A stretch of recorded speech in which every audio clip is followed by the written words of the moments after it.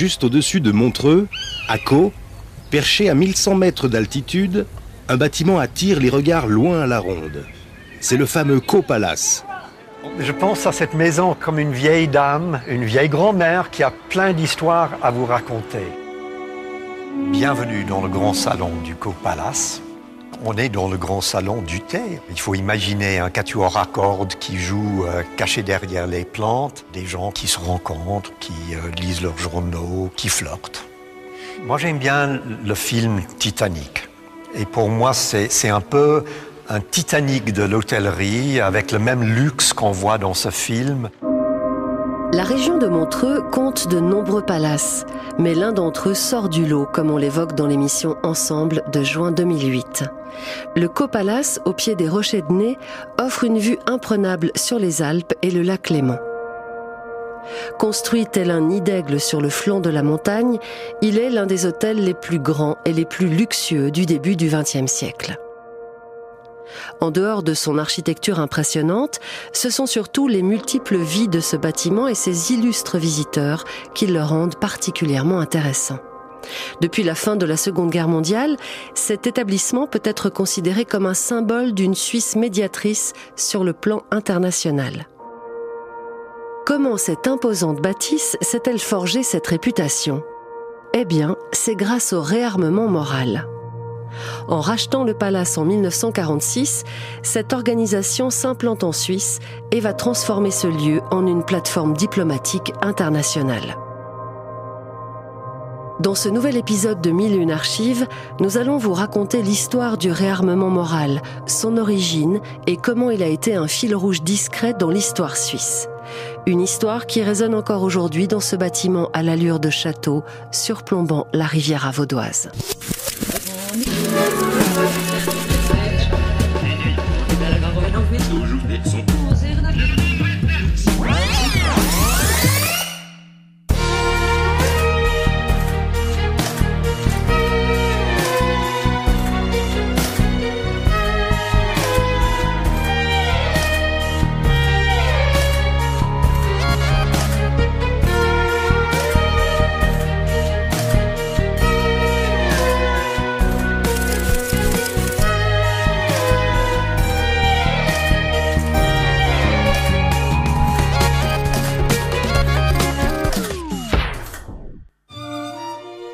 L'histoire du réarmement moral commence dans les années 20 avec son créateur Frank Buchmann, un pasteur luthérien américain qui a aussi des origines suisse-alémaniques.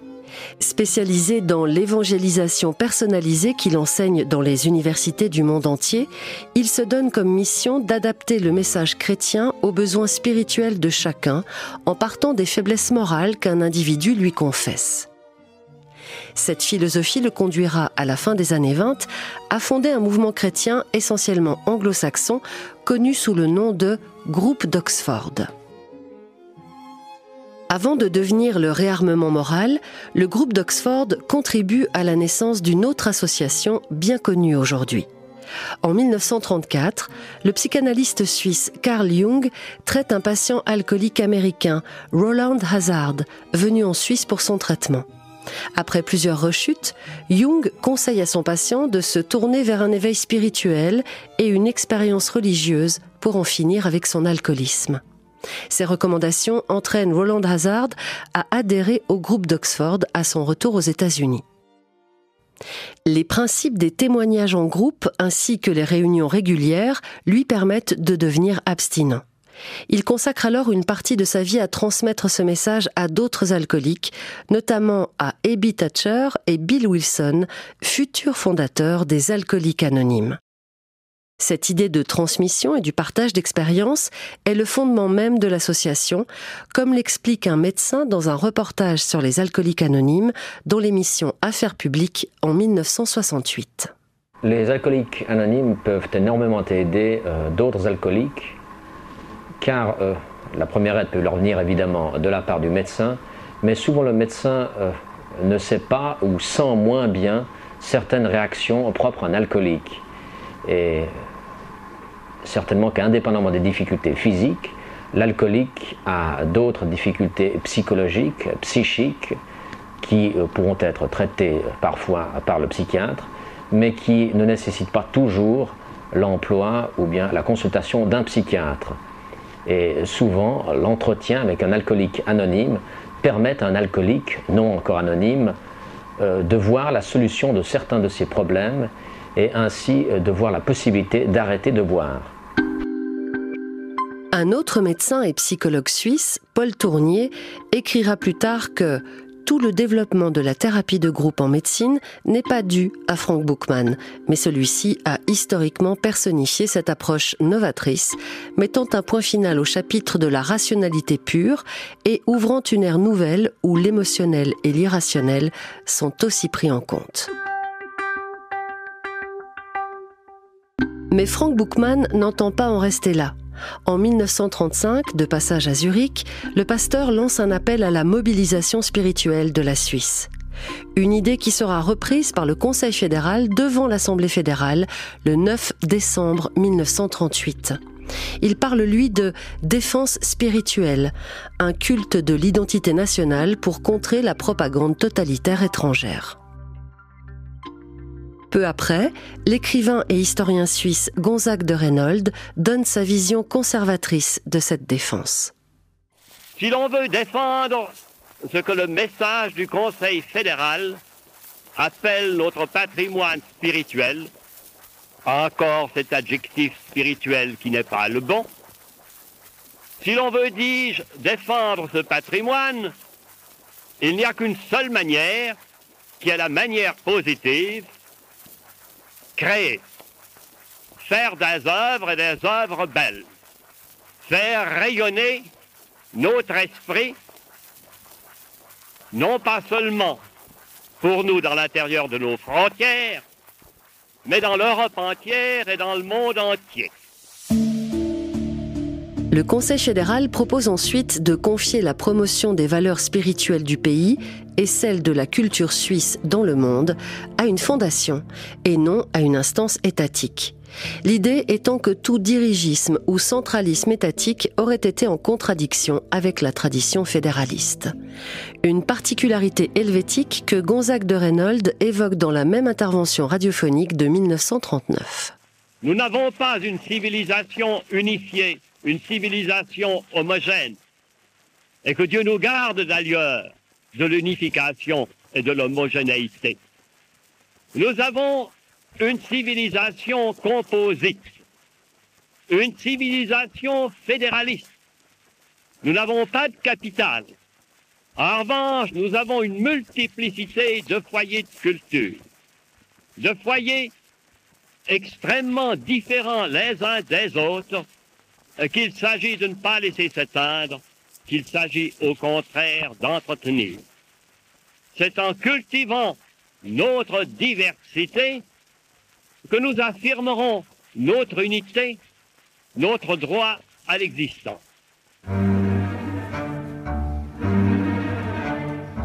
Quand la guerre éclate en 1939, c'est Pro Helvetia nouvellement fondée qui va se charger de ce travail, d'abord à l'intérieur des frontières, puis après la guerre dans le monde entier.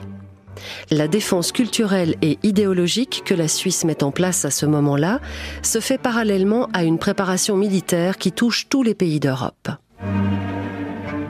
En 1938, les nations se réarment en prévision d'une guerre proche.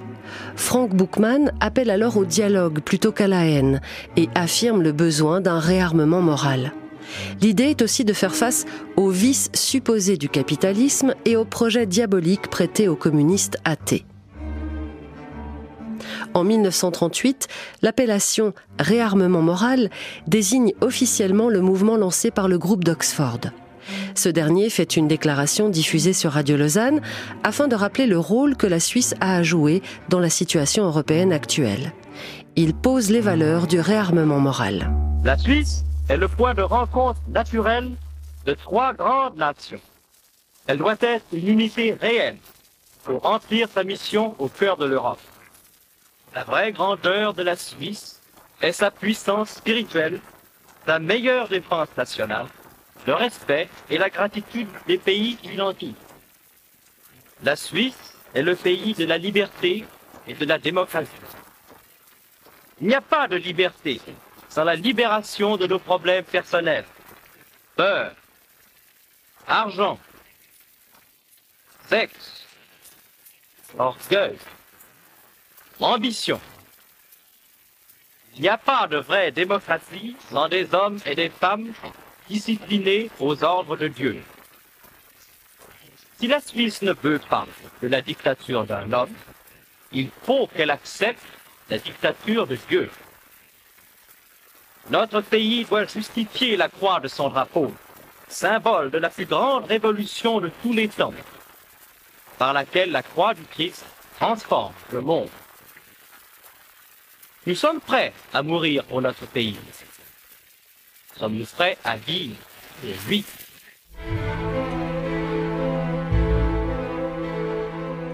L'appel au réarmement moral de la Suisse est soutenu entre autres par le général Henri Guisan, Jean Martin, directeur du Journal de Genève, Édouard Muller, président du conseil d'administration de Nestlé, le président de la Croix-Rouge, Max Huber, ou encore le fondateur de la Migros, Gottlieb Duttweiler.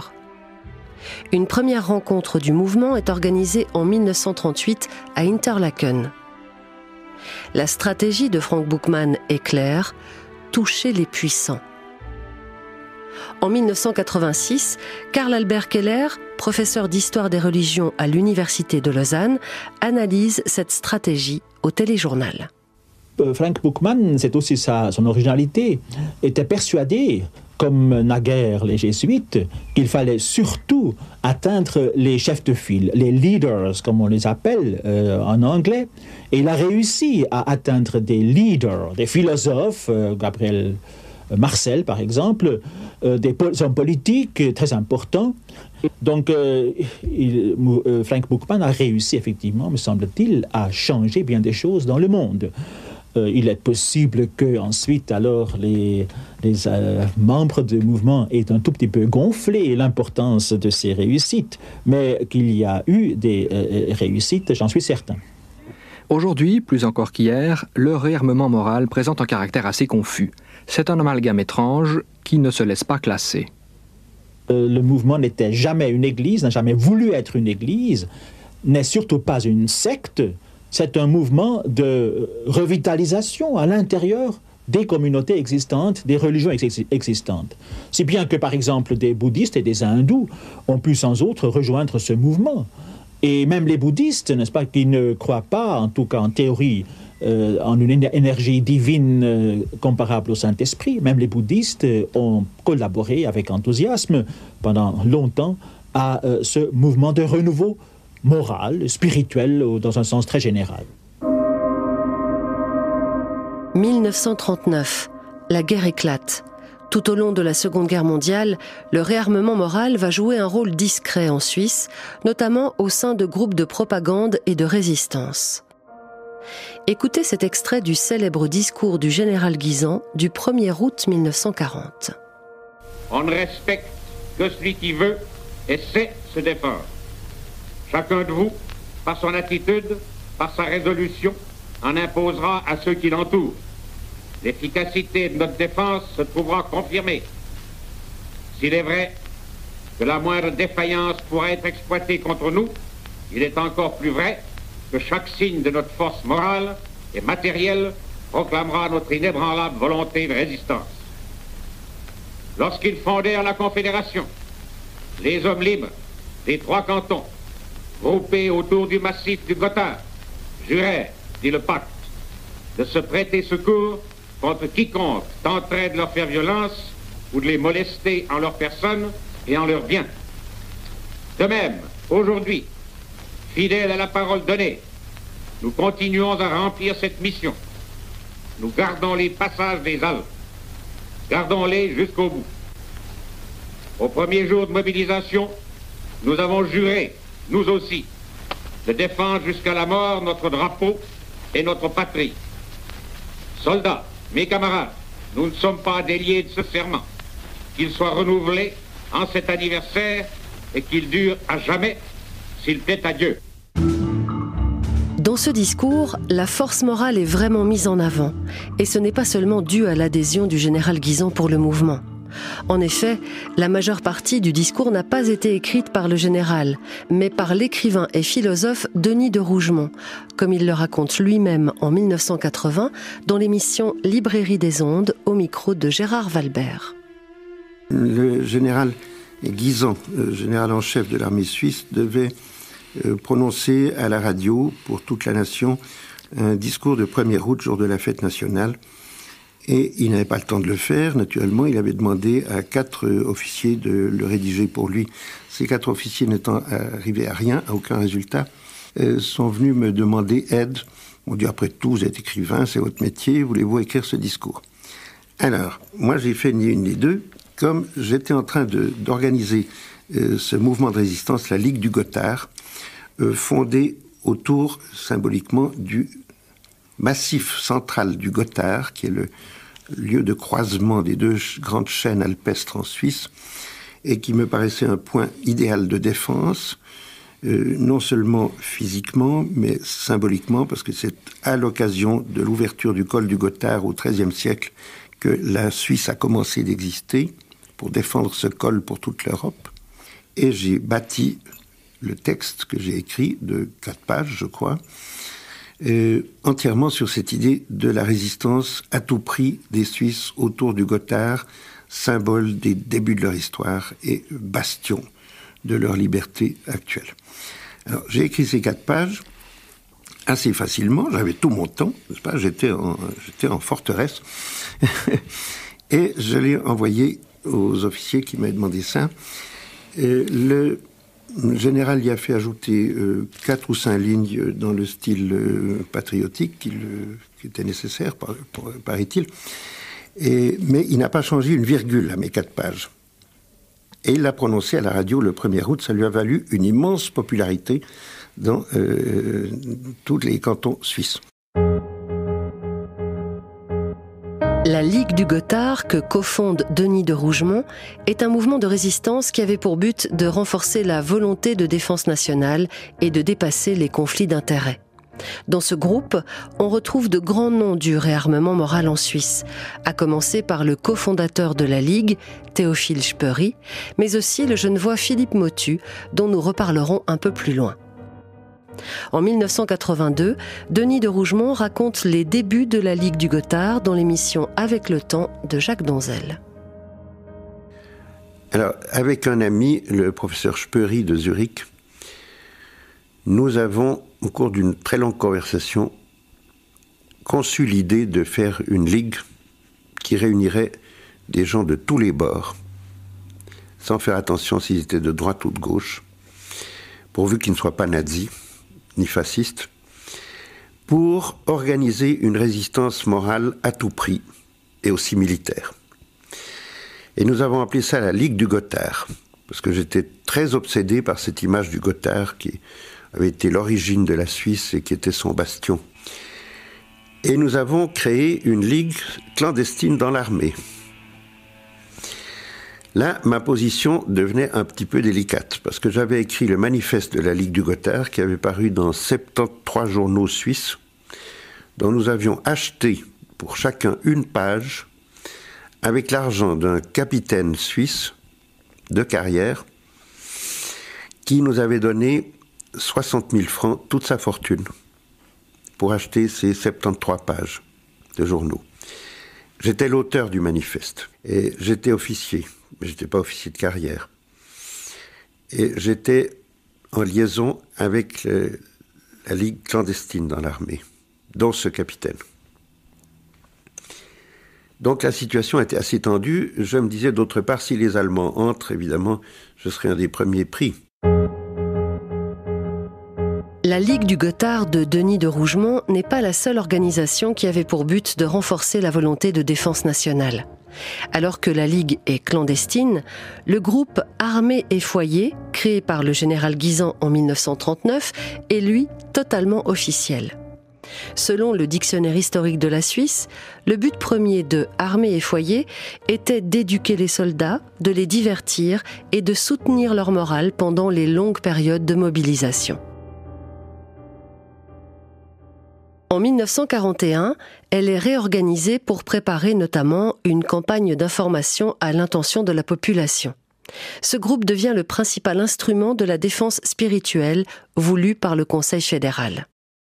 Il semblerait que le général Guisan soit volontairement allé chercher des membres du réarmement moral pour faire partie, dès sa création, d'Armée et Foyer.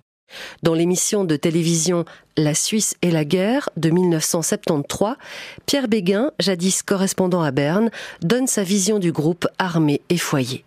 C'était ce qu'on peut appeler des conférences, des réunions de notables.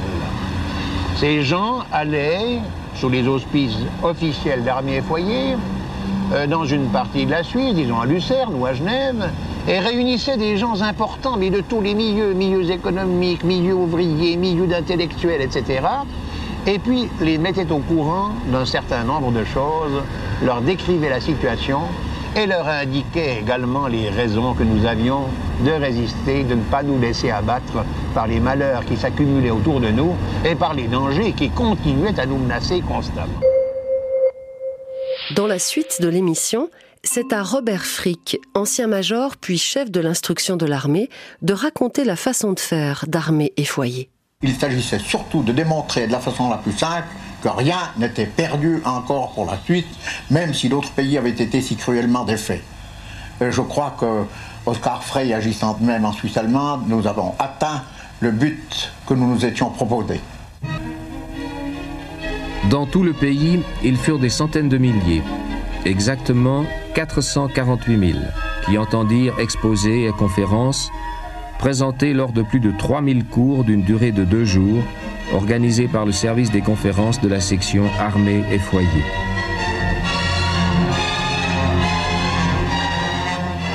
Chaque participant était invité personnellement. En cas d'acceptation, le civil qu'il était transporté gratuitement aux frais de l'armée, nourri et logé. Et alors il participait à une discussion abordant les thèmes les plus délicats. Il était orienté objectivement. Ainsi, des milliers devinrent eux-mêmes actifs, dénonçant les rumeurs qui leur parvenaient, rétablissant la vérité là où le doute et la méfiance s'installaient, animant de véritables centres de résistance civile. Le réarmement moral est donc bien placé dans le système de communication à la fois de l'armée et de la résistance.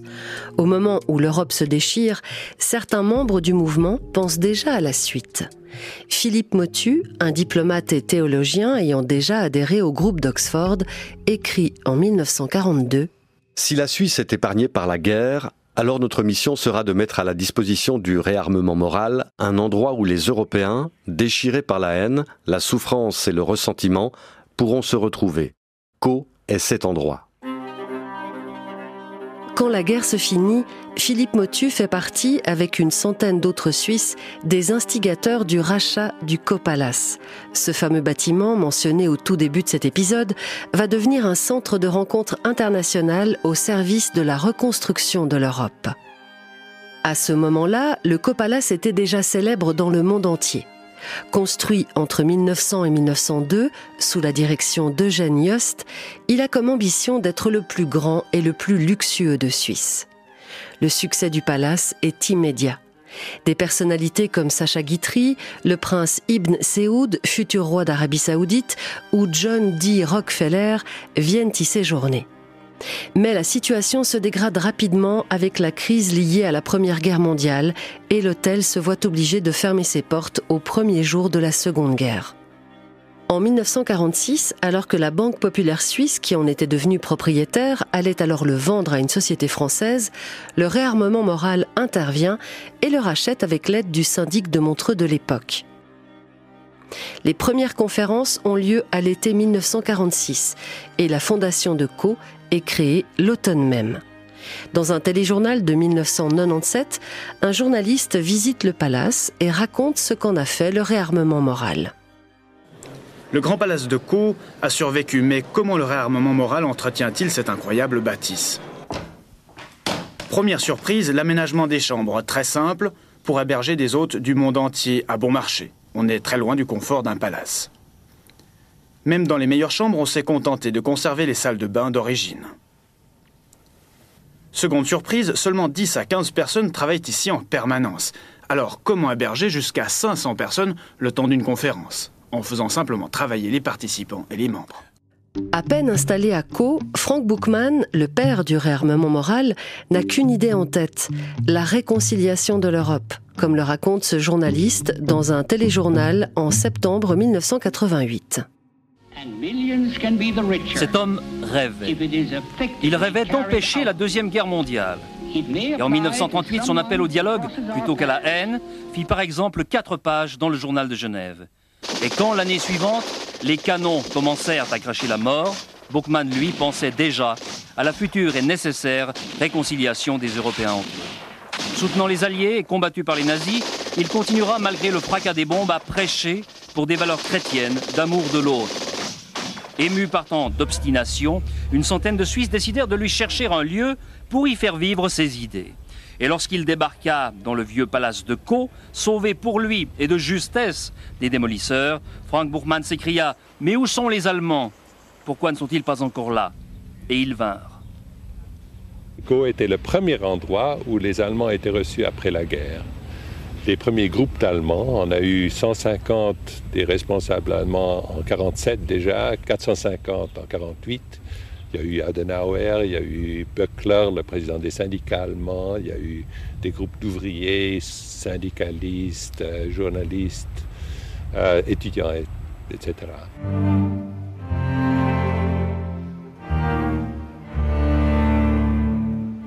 À une période où la haine des Allemands est très répandue, cette volonté de tourner la page aussi rapidement après la guerre est saluée. Entre 1946 et 1950, un nombre croissant d'Allemands et de Français viennent à Caux pour participer à ces discussions et ouvrir la voie d'une réconciliation. Frank Bookman fut honoré par les 2 gouvernements en hommage à sa contribution à un retour de la paix en Europe. Mais alors, que se passe-t-il exactement à Caux et comment tout cela fonctionne ? En décembre 1952, Maurice Guérin, un homme politique français et ancien député du Rhône, raconte dans son livre « Le réarmement moral vu par un catholique français » à quoi ressemblent ces assemblées mondiales d'été et décrit l'idéologie à la base de ce mouvement. Il écrit « C'est une sorte d'idylle que, pendant des semaines, vont vivre les fidèles et les invités du réarmement moral, venus d'Europe et d'Amérique, d'Afrique et d'Asie. En 3 mois, il y passera peut-être 30 000 personnes. Le réarmement moral veut combattre l'idéologie communiste par une idéologie supérieure qui puisse être comprise et acceptée de tous les hommes, de toutes les nations, de toutes les civilisations. Quelle est cette idéologie ? Elle est fondée sur 4 critères moraux qui doivent, sous peine d'être inefficaces, s'observer de manière absolue. L'honnêteté absolue, la pureté absolue, le désintéressement absolu, l'amour absolu. Il explique ensuite à quoi ressemble une journée classique à Caux. Ce que voit d'abord le profane, c'est ceci. 2 meetings par jour, un le matin, l'autre l'après-midi.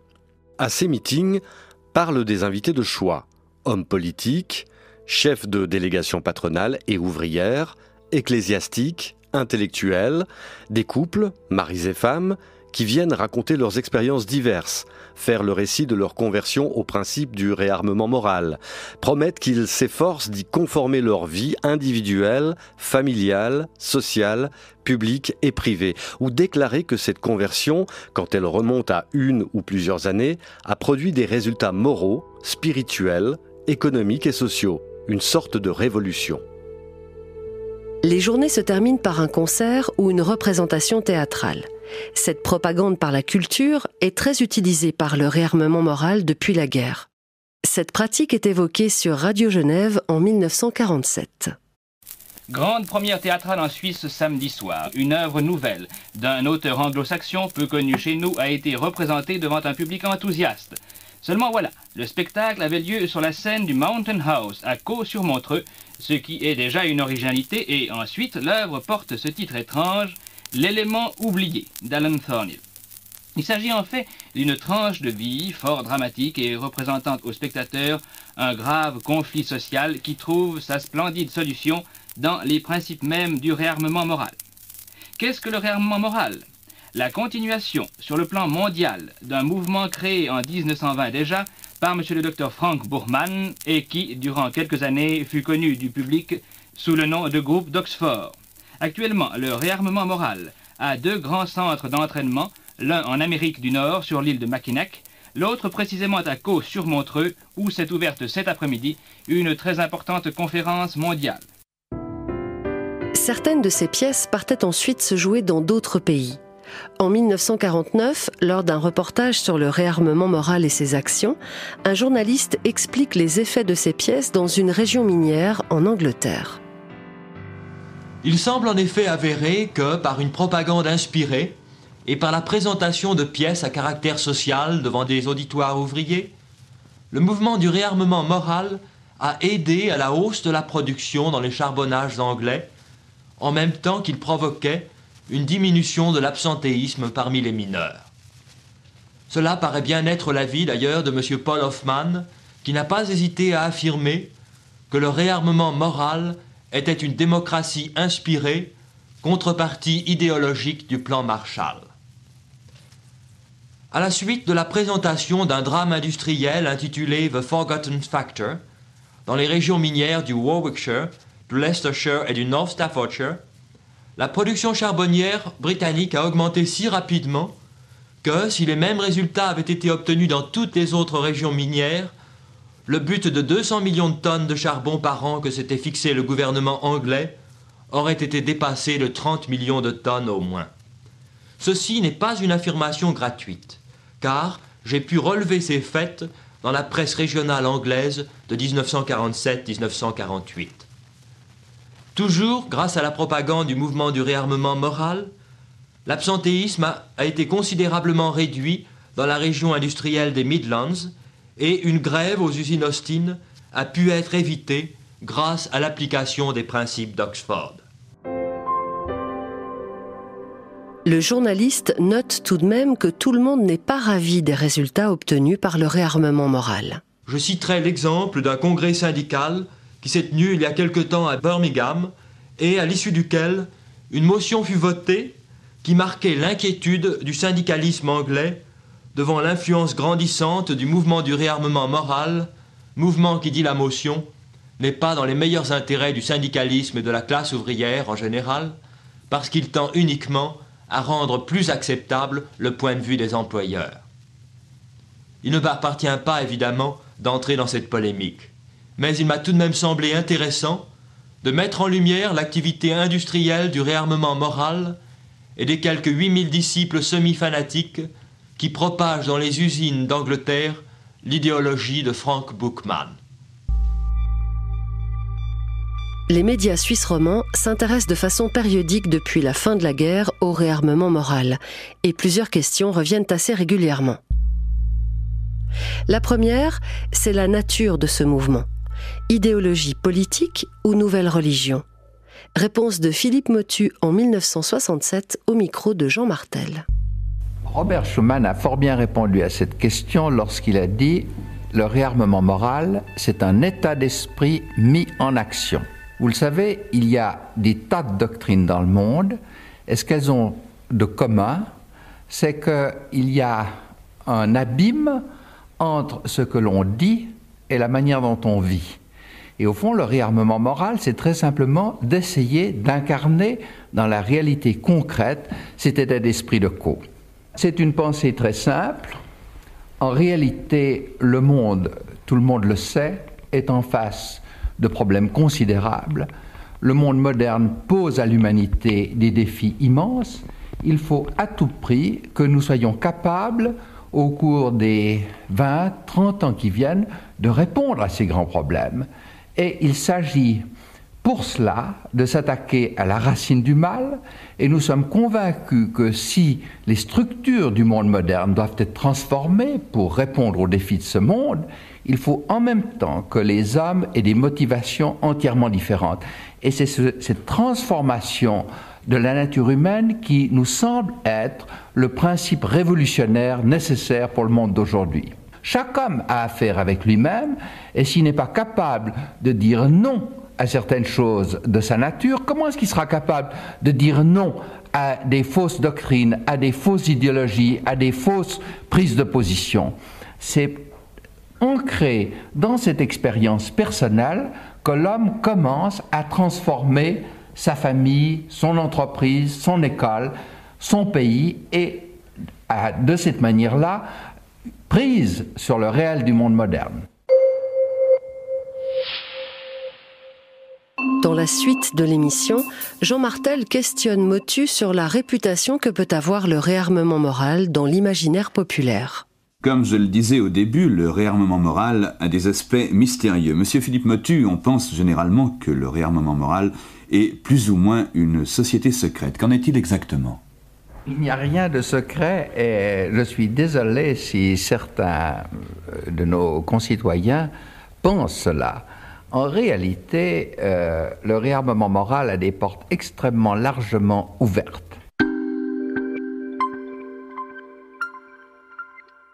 Après la guerre, le réarmement moral a aussi été accusé d'être un bastion avancé du capitalisme américain.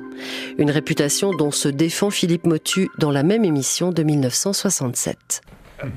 C'est bien difficile de répondre à cette question. J'aimerais bien que ce soit le capitalisme américain qui commence à trouver le réarmement moral. Ça serait diablement utile pour le monde. Ça, j'en suis profondément convaincu. En réalité, certains d'entre nous Suisses qui avions pris l'initiative de la création, qui avons fait des sacrifices, qui avons donné nos fortunes, qui avons abandonné nos situations pour nous donner entièrement et pour créer cela, nous avons eu à un certain moment des sentiments un peu mitigés quand certains de nos concitoyens n'ont pas réalisé que la Suisse, au travers de Co, pouvait faire quelque chose de très très grand pour le monde. Mais cela, de plus en plus, se corrige. De plus en plus, les gens commencent à le réaliser. Le général Guisan, quand il était à Co, avait dit merveilleusement, il avait dit « La Suisse a 2 poumons pour respirer, la Croix-Rouge et le réarmement moral ».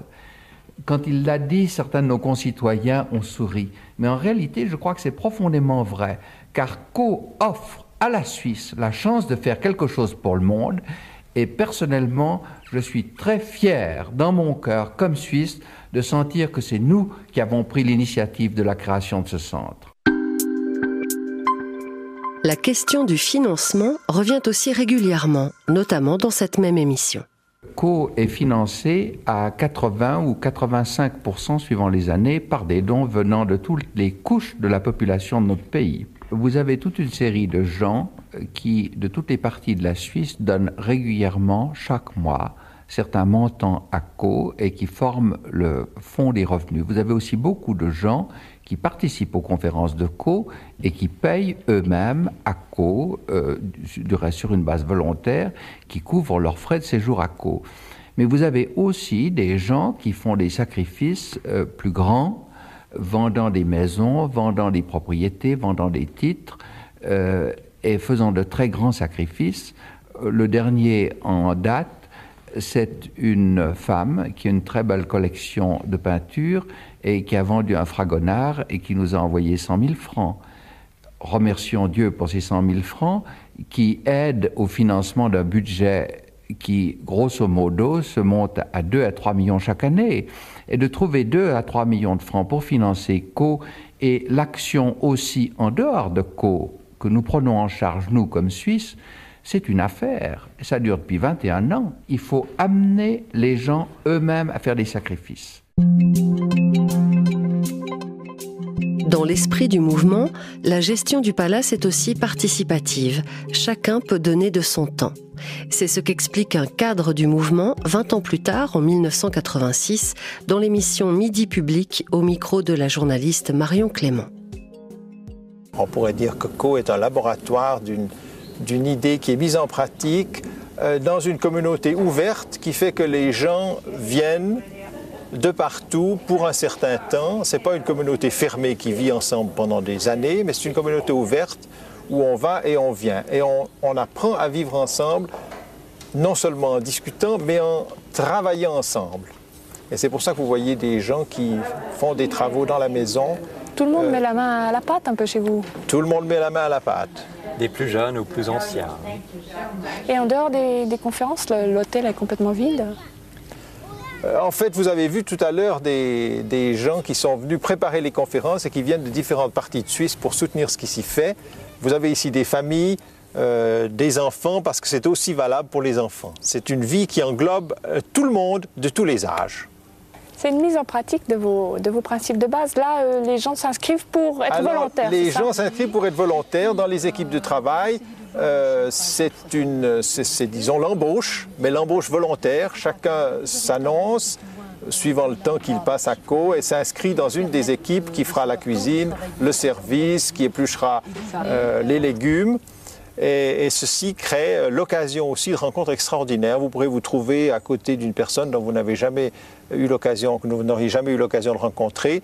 Peut-être certaines personnes qui ont certaines fonctions même dans leur pays et qui apprennent à faire le travail de base. Entre le moment où il s'installe à Caux en 1946 et 1960, le réarmement moral continue en Europe et dans le reste du monde à diffuser ses idées, notamment grâce à ses pièces de théâtre et ses revues musicales. Il développe l'organisation à l'international en implantant de nouveaux centres sur plusieurs continents. Ces idées séduisent de nombreux pays d'Afrique et d'Asie qui tendent à obtenir leur indépendance. À la mort de Frank Bookman en 1961, le mouvement connaît une période de crise interne et externe. Pour le public, le maintien d'une ligne farouchement anticommuniste et les pressions exercées vis-à-vis de la presse pour promouvoir ses idées vont provoquer des tensions et écorner la réputation de l'organisation. Une campagne menée par le Parti ouvrier et populaire vaudois prive la section suisse du réarmement moral de son exonération fiscale par décision du Conseil d'État vaudois en 1964. Le mouvement transfère alors son siège dans le canton de Lucerne, où l'administration est moins exposée aux campagnes des partis de gauche. En interne, le décès de Frank Bookman, suivi 4 ans plus tard de celui de son successeur Peter Howard, laisse l'organisation dans une phase d'incertitude. À partir de cette période, le réarmement moral se fait plus discret dans les médias, mais continue son combat en s'appuyant sur ses bases de Londres, Caux et de Panchgani en Inde, où un nouveau mouvement se lance autour de Gandhi à partir de 1963. Par la suite, le mouvement va s'ouvrir davantage en tenant un discours bien plus modéré sur le communisme, par exemple, comme le montrent les explications de M. Lisiecki au micro de Blaise Évard et de Laurent Rebaud en 1974. Si vous voulez, nous ne pensons pas que le communisme soit l'idée qui puisse régir de façon satisfaisante le monde de demain, mais nous ne pensons pas non plus que le monde capitaliste soit sans défaut, donc il faut arriver à travailler sur les deux mondes actuellement, et nous les voyons, si vous voulez, à ce point de vue-là, sur un plan d'égalité. Vous êtes donc, comme beaucoup d'autres, à la recherche d'une troisième voie, n'est-ce pas, comme les gaullistes français, par exemple? C'est ça, mais c'est une voie qui n'est pas une voie politique, puisque c'est avant tout notre mission, c'est avant tout de travailler sur les hommes, et de créer, si vous voulez, un nouveau type d'homme qui puisse, lui, parce qu'il est libéré d'un égoïsme qui est envahissant, que ce soit d'ailleurs d'un côté ou de l'autre des systèmes idéologiques, un homme libéré de l'égoïsme, dans une certaine mesure en tout cas, sera plus à même de créer des conditions et même des structures meilleures pour les hommes. Dans la même émission, des membres du réarmement moral sont interrogés sur l'aspect politique de leur mouvement, souvent renié. Eh bien, je crois que c'est une erreur de dire que nous avons beaucoup d'hommes politiques dans nos rangs. Je crois que, évidemment, il y a un certain nombre d'hommes politiques qui sont, par exemple, venus à Caux au cours des 20 dernières années, des hommes comme Robert Schuman, comme Adenauer et d'autres. Mais ce sont des hommes qui sont venus à titre privé. Je ne pense pas qu'ils aient utilisé le rang moral à leur profit, ou s'ils l'ont fait, nous le regrettons. Ce qui nous intéresse, ce n'est pas l'applaudissement de certains hommes politiques, mais des hommes politiques qui s'engagent à appliquer les idées du rang moral dans leur vie politique et pour le bien de la nation. Et ça, ce n'est évidemment pas très courant. Je crois qu'à partir du moment où on s'occupe des affaires des hommes, on s'occupe de politique. Mais ce que nous ne voulons pas, c'est de participer à une politique partisane. Et je crois que nous-mêmes, ici, nous sommes plusieurs, nous représentons peut-être des bords différents. Nous avons des hommes de la gauche et des hommes de la droite qui se sentent aussi à l'aise dans le rang moral. parce qu'ils sentent que c'est une action qui n'est pas partisane.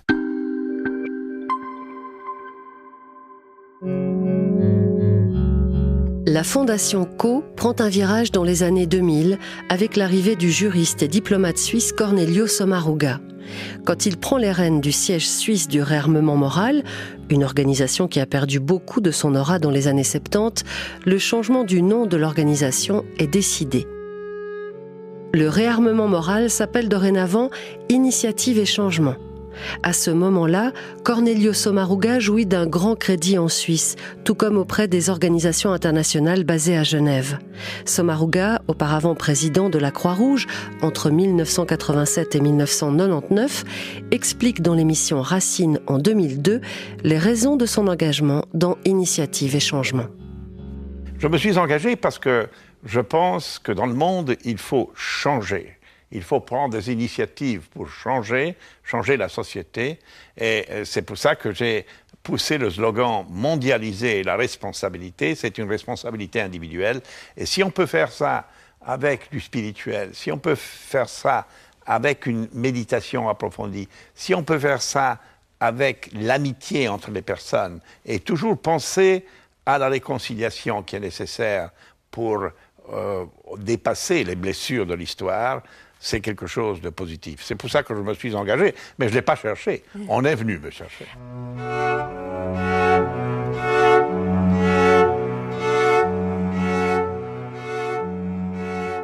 Sous sa direction, l'esprit d'origine voulu par Frank Bookman est ainsi conservé, débarrassé de ses aspects religieux et anticommunistes.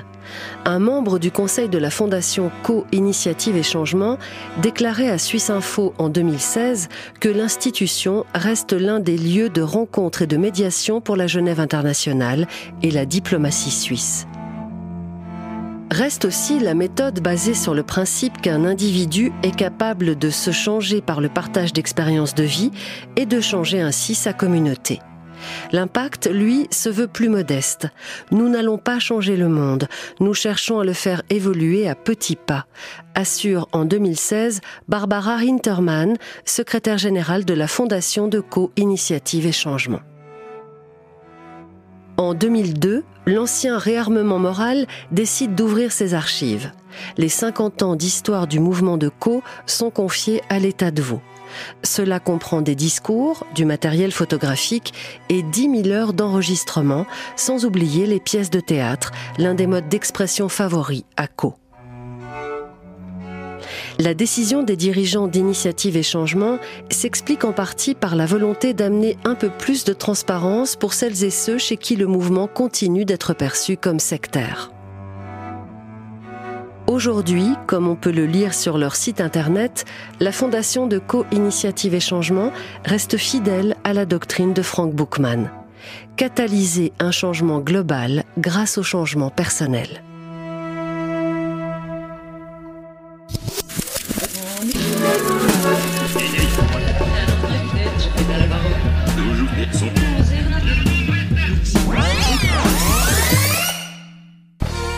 Ainsi s'achève cet épisode de 1001 archives, un épisode écrit par Amandine Rosset, réalisé par Samuel Morier-Genoux, produit par Pauline Vrolix, raconté par Sophie Richard, avec la voix d'Ambroise Jolidon. 1001 archives, un podcast des archives de la RTS, disponible sur Play RTS et la plupart des applications de podcast. Pour ne rater aucun épisode, abonnez-vous sur votre plateforme d'écoute habituelle et retrouvez l'intégralité des archives que vous avez entendues au cours de cet épisode sur notre site internet rts.ch/archives au pluriel.